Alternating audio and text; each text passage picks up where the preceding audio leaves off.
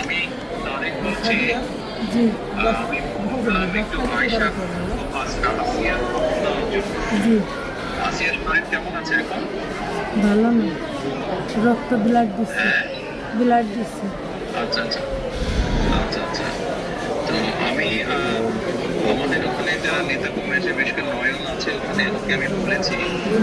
আমাদের মাগুরায় যারা নেতৃবৃন্দ আছে তাদেরকে আমি বলেছি যে তারা আপনার পাশে থাকবে, তারা আসিয়ার পাশে থাকবে যাতে করে আসিয়ার ন্যায় বিচার হয়। জি আসিয়ার সাথে যারা অন্যায় করেছে তারা যাতে শাস্তি পায়। জি এর জন্য আমাদের অবস্থান থেকে আমরা চেষ্টা করব, যতটুকু সম্ভব আমরা চেষ্টা করব যাতে দেশের আইন অনুযায়ী আপনারা যাতে সঠিক বিচার জি পান। জি এবং একই সাথে আমি নয়নকে বলেছি যে আসিয়ার জন্য চিকিৎসার জন্য যেসব ব্যবস্থা নেওয়া সম্ভব সেই সব ব্যবস্থাগুলো আমরা চেষ্টা করবো আমাদের দলের অবস্থান থেকে নিতে। না, ওই ওই নয়ন ভাই খুব করেছে আমার জন্য।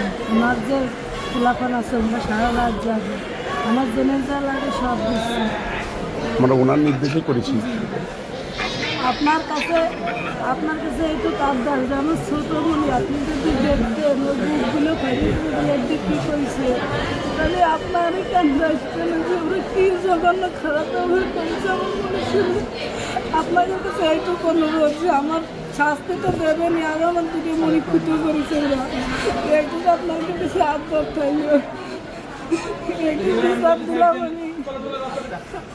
ইনশাল্লাহ ইনশাল্লাহ আমরা আমাদের অবস্থান থেকে আমরা চেষ্টা করবো যাতে আসিয়া ন্যায় বিচার পায়। আমাদের সেই প্রচেষ্টা থাকবে।